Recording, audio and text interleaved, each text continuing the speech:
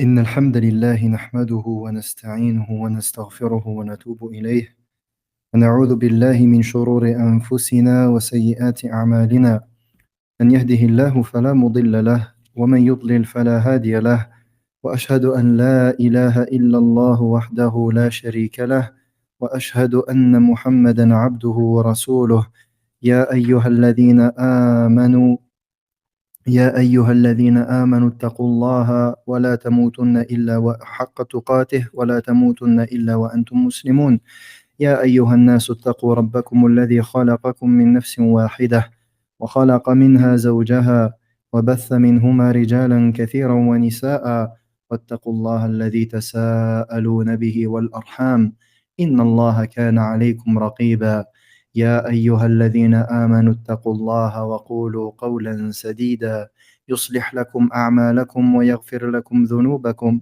ومن يطع الله ورسوله فقد فاز فوزا عظيما أما بعد فإن أصدق الحديث كتاب الله وخير الهدي هدي محمد صلى الله عليه وسلم وشر الأمور محدثاتها وكل محدثة بدعة وكل بدعة ضلالة وكل ضلالة في النار أما بعد السلام عليكم ورحمة الله وبركاته.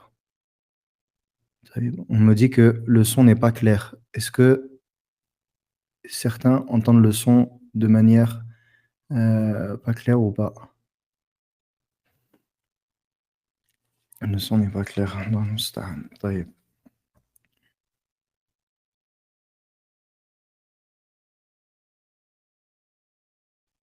Est-ce que est-ce qu'on m'entend mieux là? Et d'autres me disent que c'est clair. طيب. Inch'Allah, je pense que c'est clair. طيب. On commence donc, Inch'Allah ta'ala, ce soir, le tafsir en se basant sur le tafsir de Cheikh Abdurrahman ibn Nasir al-Sa'di, rahimahullah ta'ala. Et nous, bi'idhnillahi ta'ala, nous allons lire le tafsir de sourate الزلزلة.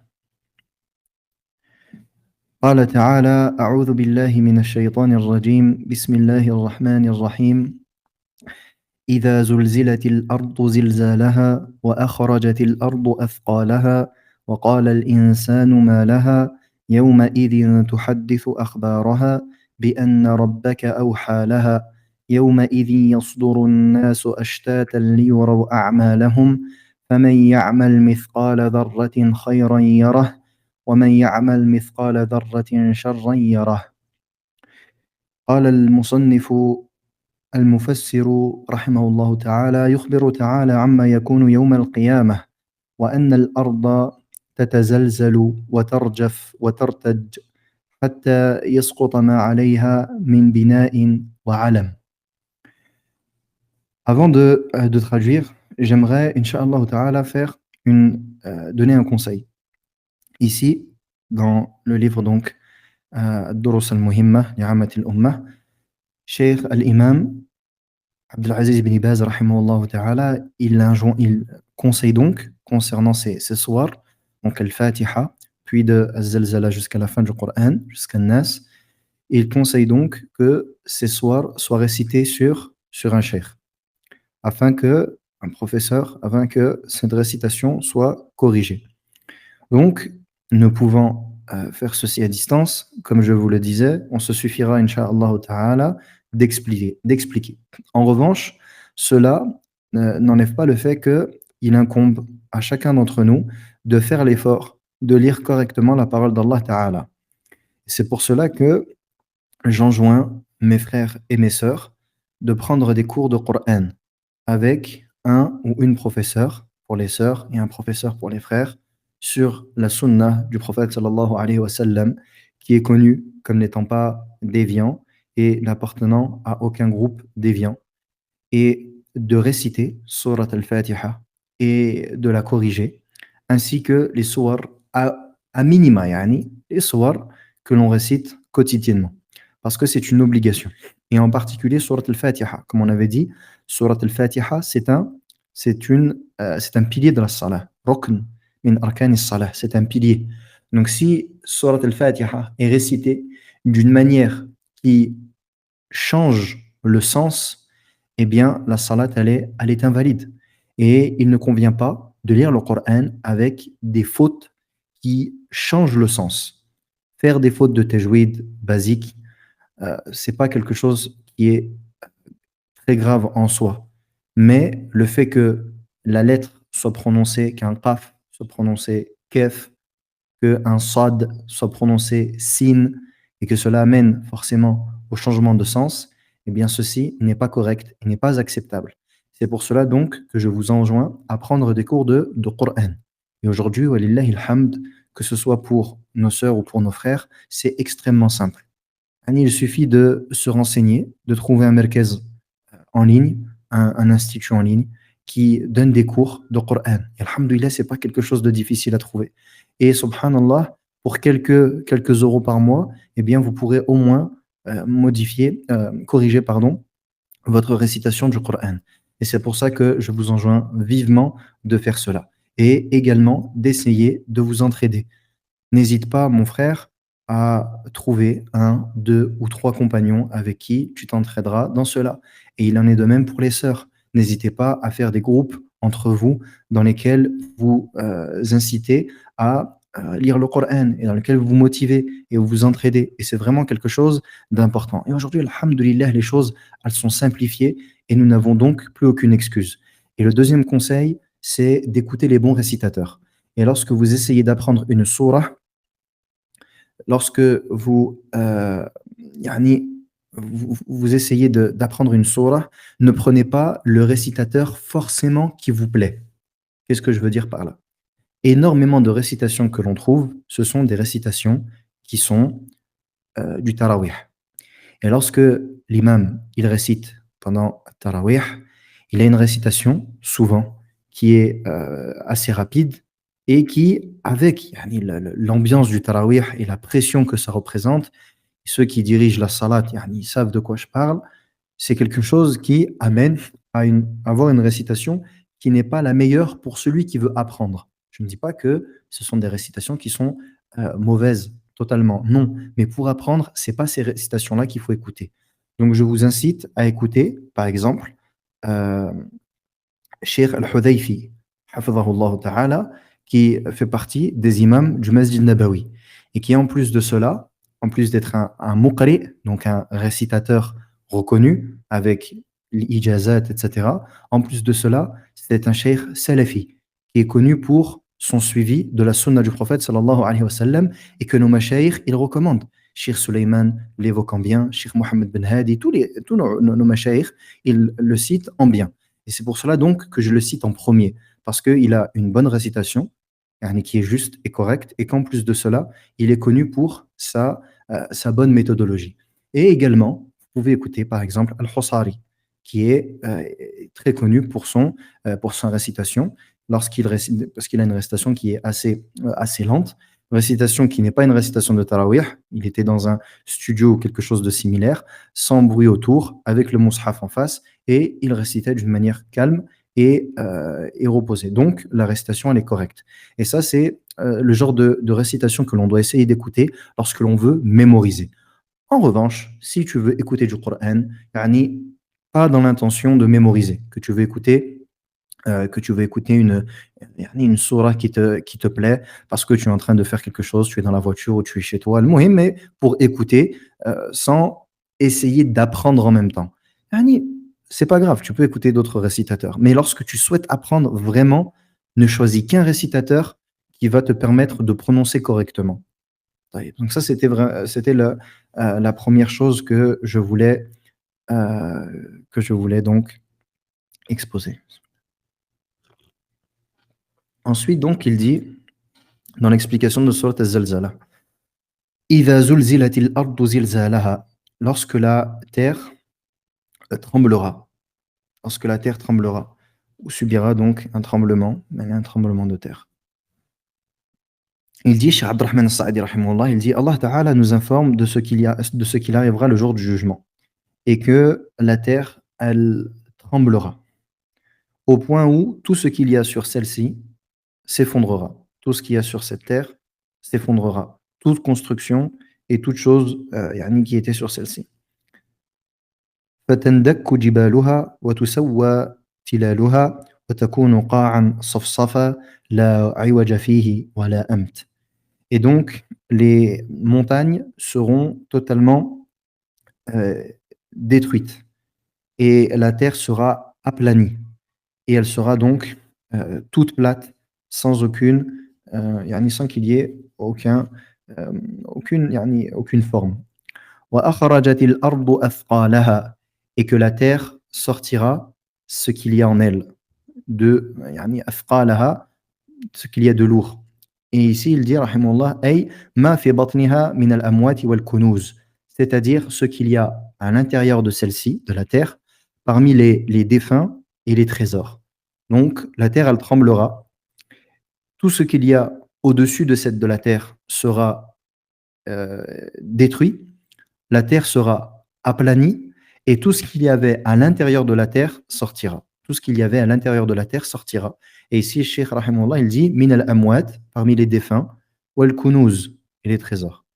وقال الإنسان, et l'homme dira, lorsqu'il verra, إذا رأى ما عراها من الأمر العظيم مستعظما لذلك ما لها أي شيء عرض لها. Et que l'homme, il dira, lorsqu'il verra que la terre sera dénuée, et lorsqu'il verra cette chose yani, effrayante et immense, il dira par grand étonnement, Ma laha, qu'a-t-elle? Qu'est-ce que la terre, qu'est-ce qu'il arrive à la terre? Yawma idhin tuhaddithu, le jour où contrat parlera, contrat, al-ard, la terre, akhbaraha, c'est ce qu'elle contient comme information. Et ici il dit, akhbaraha, il dit, ay تشهد على العاملين بما عملوا على ظهرها من خير وشر فإن الأرض من جملة الشهود الذين يشهدون على العباد بأعمالهم. Et en ce jour-là donc, la terre, elle comptera ce qu'elle a à compter, c'est-à-dire elle attestera. Elle va attester et elle va témoigner contre ceux qui étaient sur terre concernant toutes leurs œuvres. Et donc, la terre fera partie des témoins qui témoigneront contre les serviteurs concernant leurs œuvres. Donc la terre, le jour du jugement, elle témoignera de tout ce que l'on a fait sur celle-ci. Tout ce que les hommes ont accompli sur cette terre, eh bien la terre le comptera. Et la terre donc sera un témoin.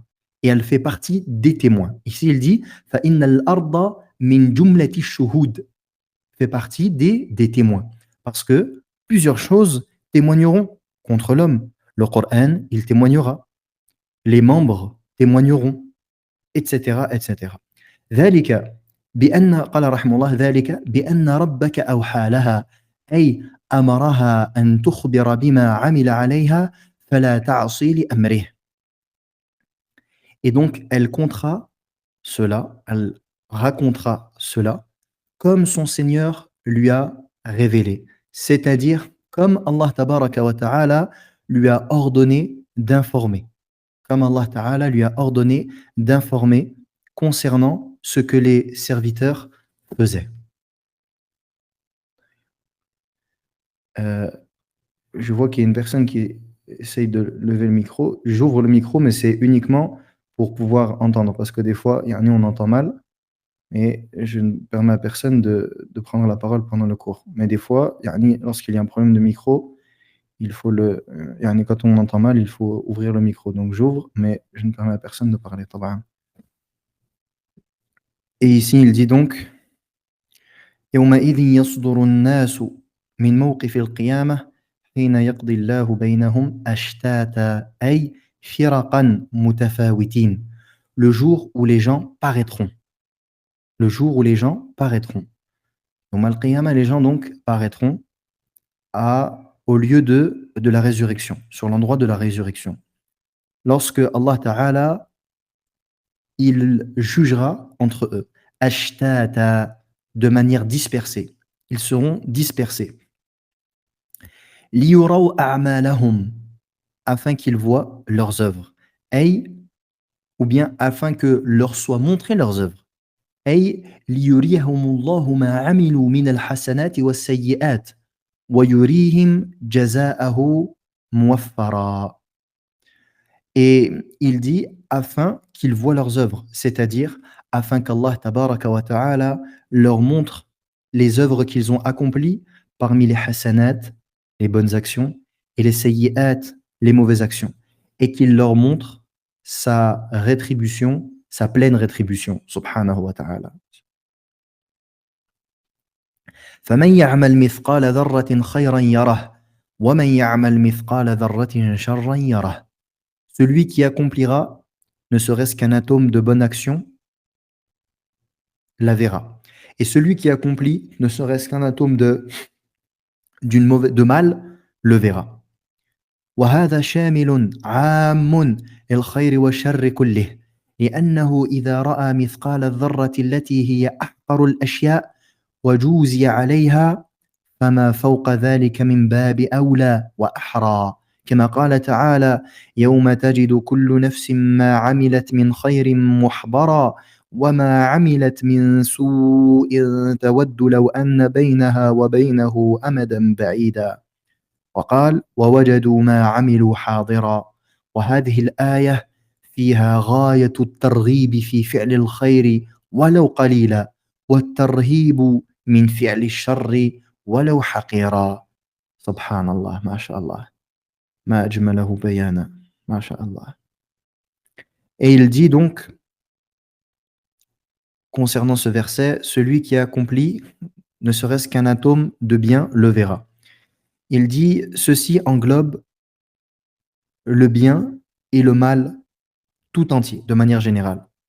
Car si l'être humain, ce jour-là, il verra l'atome, un atome qui est une chose la plus méprisable, la plus petite, et qu'il sera récompensé pour cela, que dire alors de ce qui est plus grand? Yani, si l'homme en ce jour-là, la plus petite œuvre de bien qu'il a fait, il la verra. Et que la plus petite œuvre de mal qu'il a fait, il la verra. Que dire alors du grand mal qu'il aura pu faire et qu'il verra? Et que dire alors du grand bien qu'il aurait pu faire quand est-ce qu'il forcément il le verra. Il dit comme Allah Ta'ala. Et là, le cheikh il fait quoi? يفسر القرآن بالقرآن وهذا أولى ما ينبغي أن يفسر به المفسر تفسير القرآن بالقرآن ففسر الآية بآيات أخرى أو بآيتين أخريين فقال ذكر قول الله تعالى يوم تجد كل نفس ما عملت من خير محضرا. Et ici le cheikh qu'est-ce qu'il fait? Il va expliquer un verset par un autre verset. Et ça c'est la meilleure chose dans le tafsir, c'est d'expliquer le Coran par le Coran. Donc le dernier verset de sourate Az-Zalzala, qu'est-ce qu'il va faire? Il va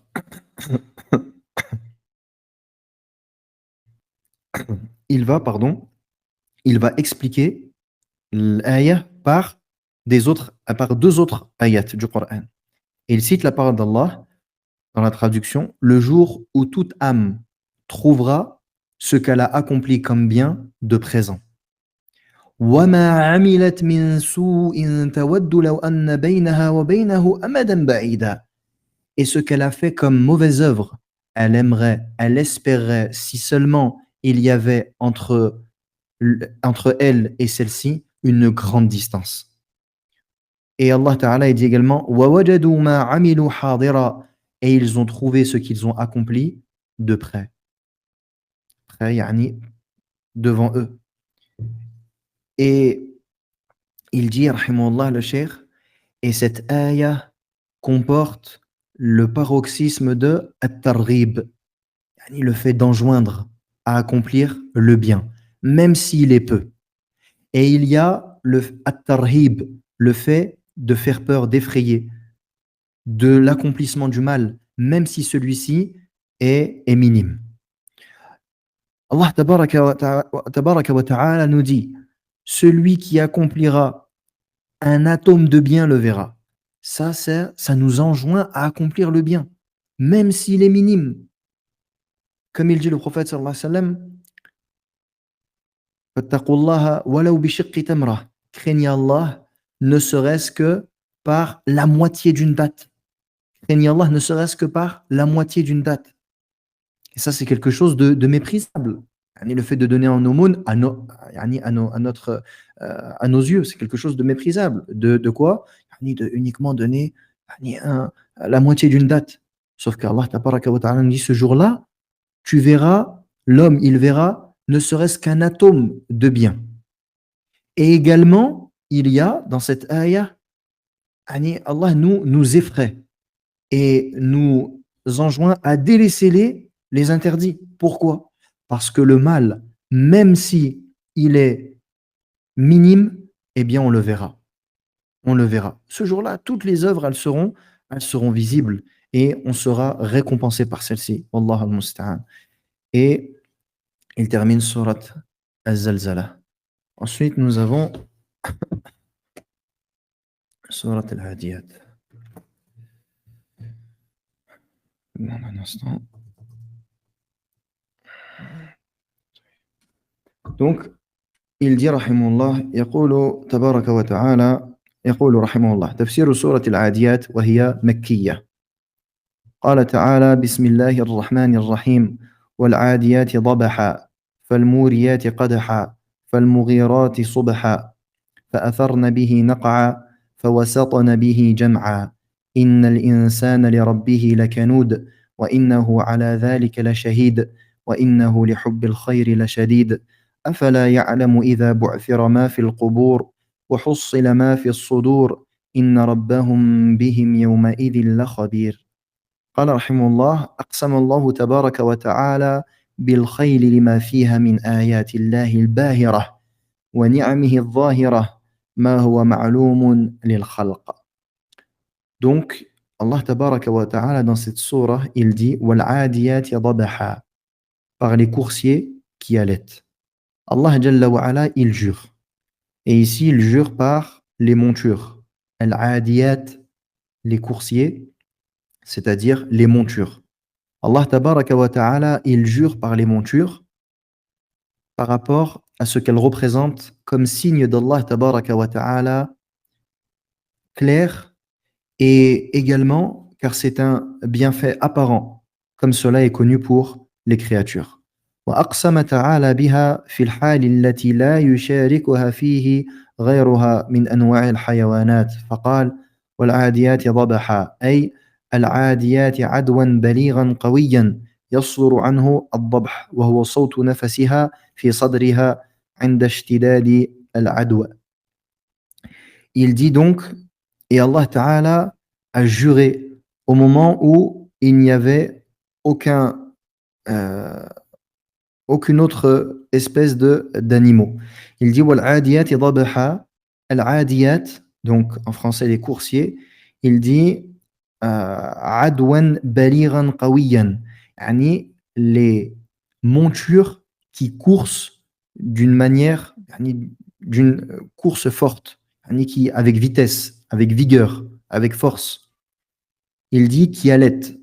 Yani qui allait de fait de halter. Donc ça, c'est le son qui sort le son fort de la respiration, yani lorsqu'elles se mettent à courser, car elles coursent rapidement.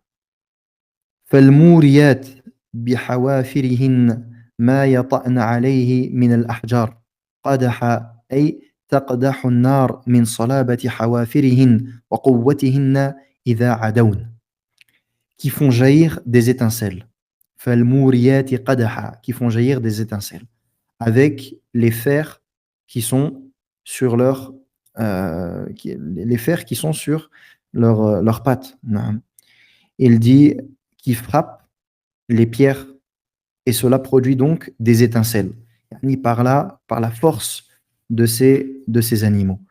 Et on voit subhanallah, et ici c'est de la traduction, mais on voit subhanallah Bayan al-Qur'an, à quel point le Qur'an il est éloquent, la parole d'Allah tabaraka wa ta'ala. Et comme Allah il décrit de manière si si belle, يعني ici les animaux et donc les الخيل en particulier. فالمغيرات على الأعداء صبحا وهذا أمر أغلبي أن الغارة تكون صباحا. Il dit qui attaque au matin, c'est-à-dire qui attaque l'ennemi au matin.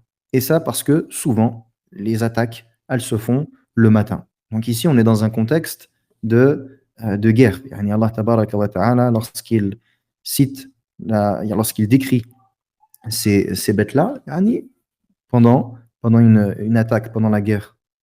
فأثرن به أي بعدوهن وغارتهن نقع أي غبارا et font voler ainsi la poussière lorsqu'elles attaquent et lorsqu'elles attaquent.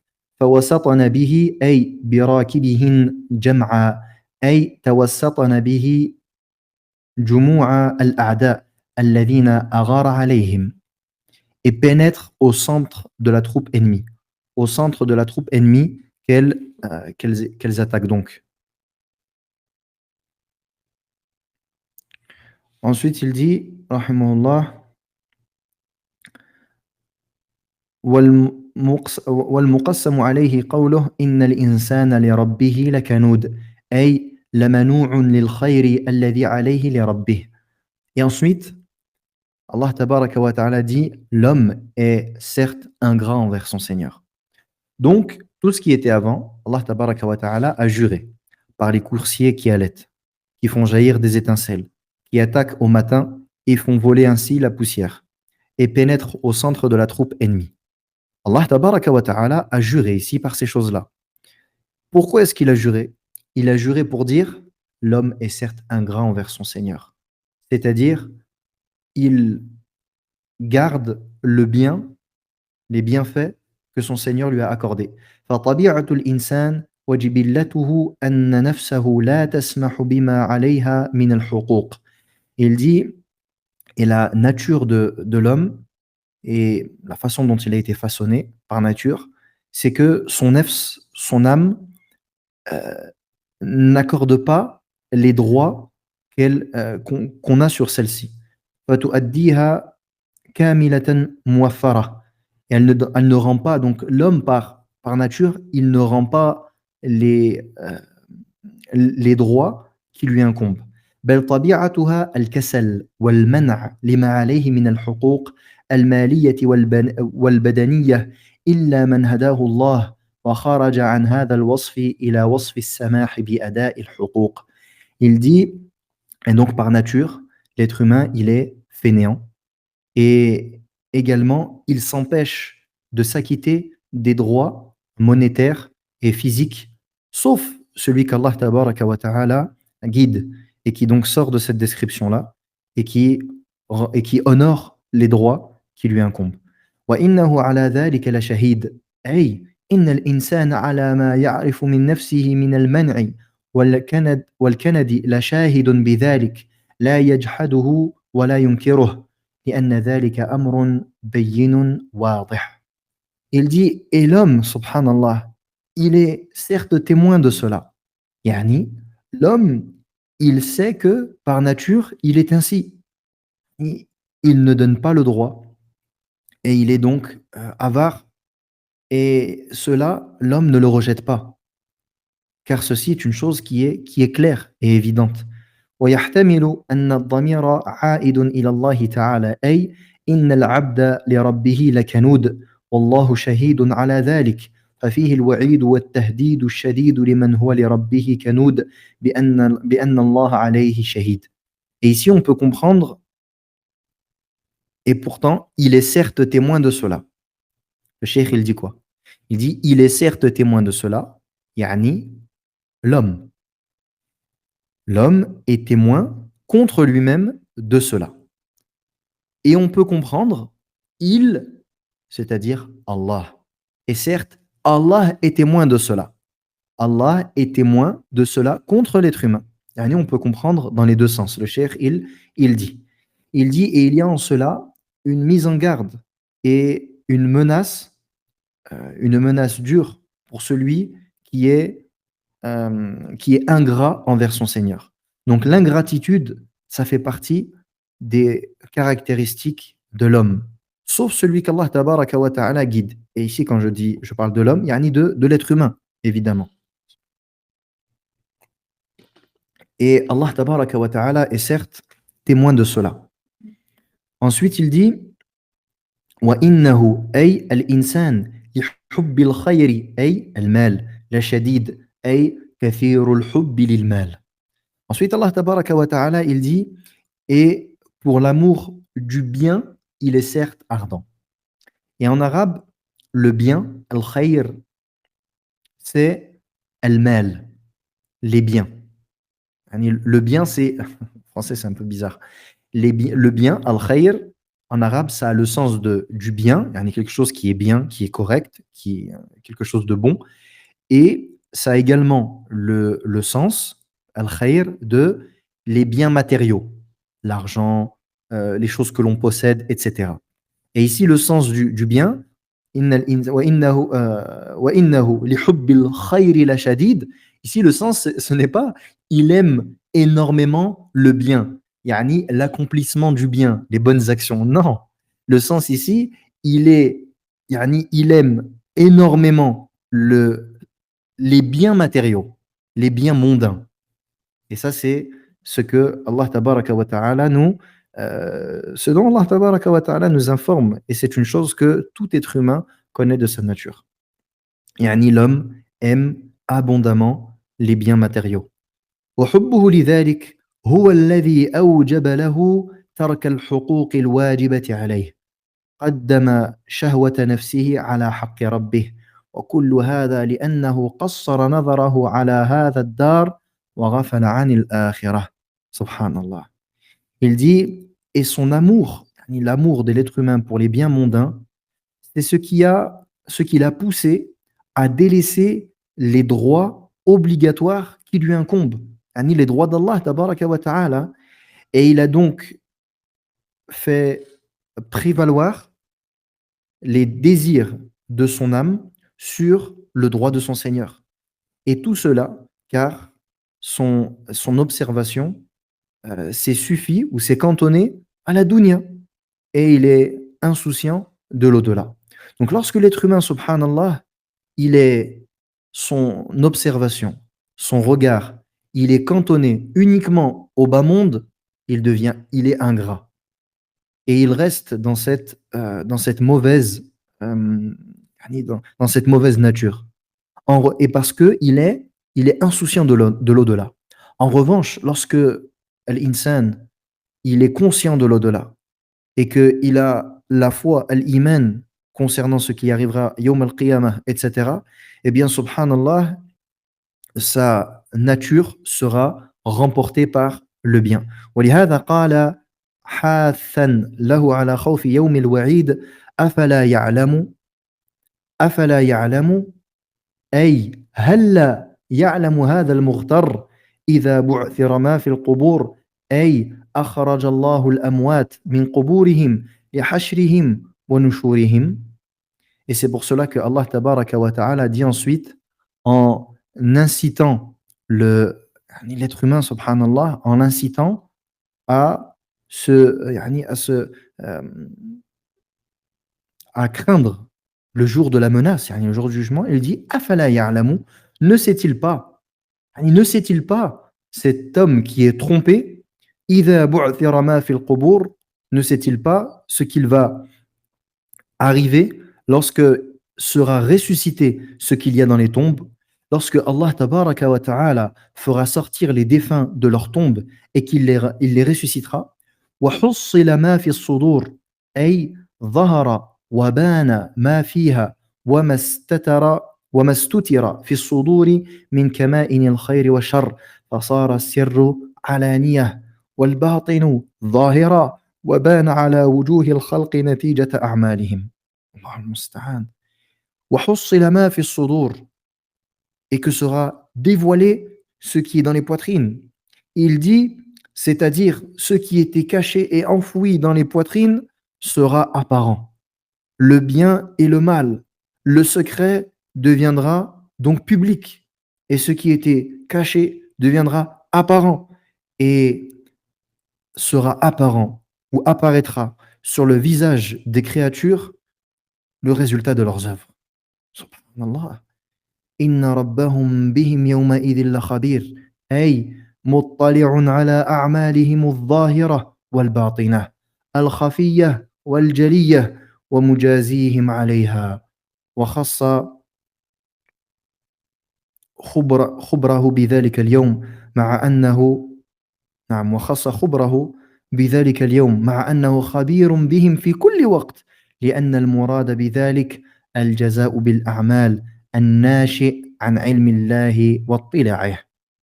إن ربهم يومئذ لخبير. Et certes, ce jour-là, leur Seigneur sera parfaitement connaisseur de leur situation. D'eux.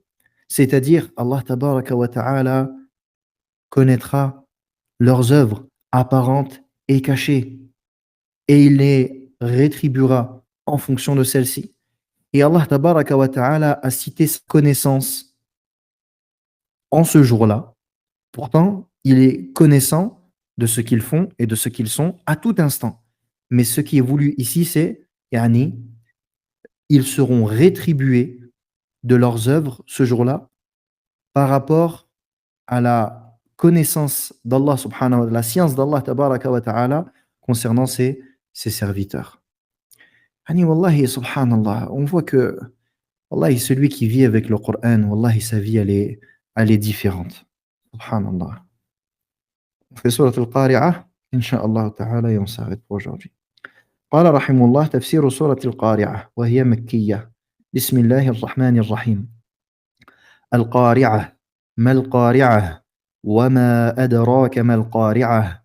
يوم يكون الناس كالفراش المبثوث وتكون الجبال كالعهن المنفوش فأما من ثقلت موازينه فهو في عيشة راضية وأما من خفت موازينه فأمه هاوية وما أدراك ما هي نار حامية. قال تعالى القارعة. قال المصنف من أسماء يوم القيامة سميت بذلك لأنها تقرع الناس وتزعجهم بأهوالها. Subhanallah. Ensuite, surat donc Al-Qari'ah. Al-Qari'ah, le fracas. Parmi les noms du jour du jugement, nous avons Al-Qari'ah, car, yani le fracas. Car ce jour-là, il y aura donc un fracas qui dérangera les gens et qui les effraiera.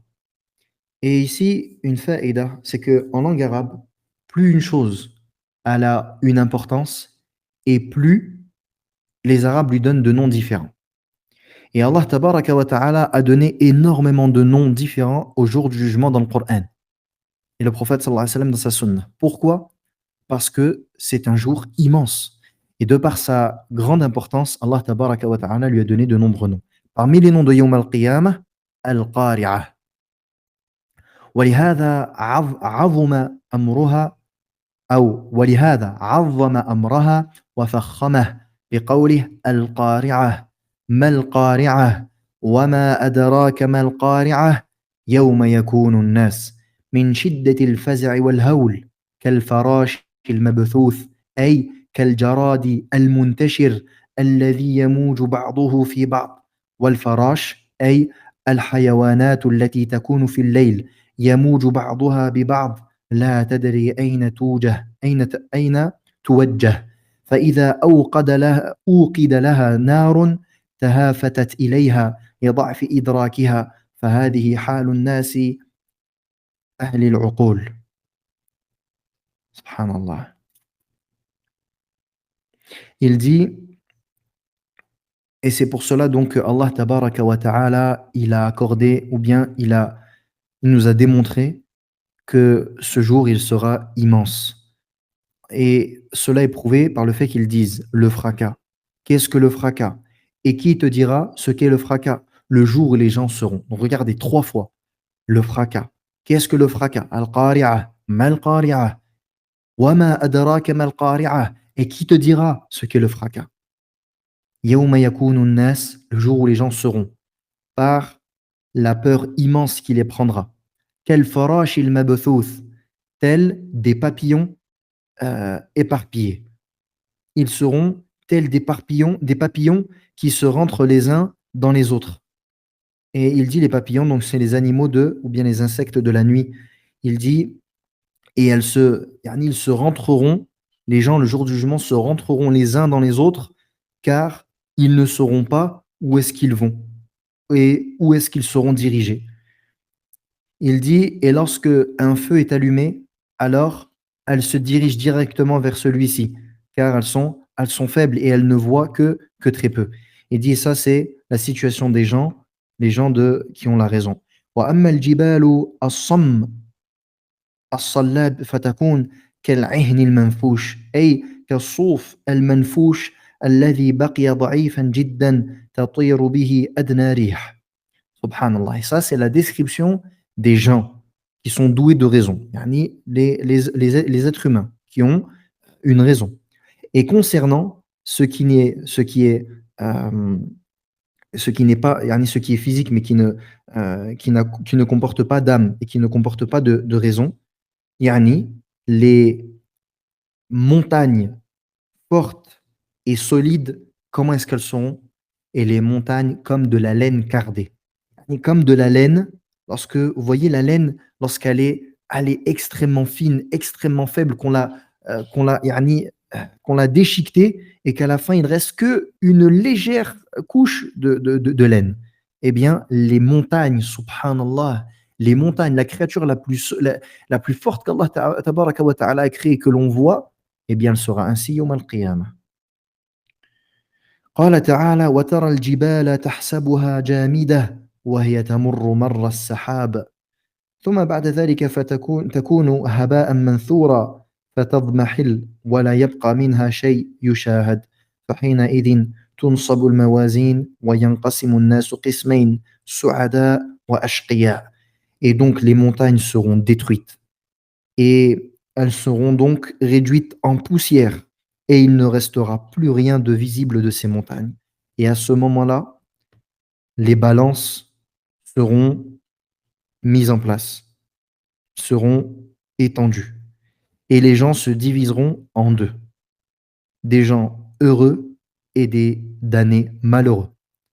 فأما من ثقلت موازينه أي رجحت حسناته على سيئاته فهو في عيشة راضية في جنات النعيم.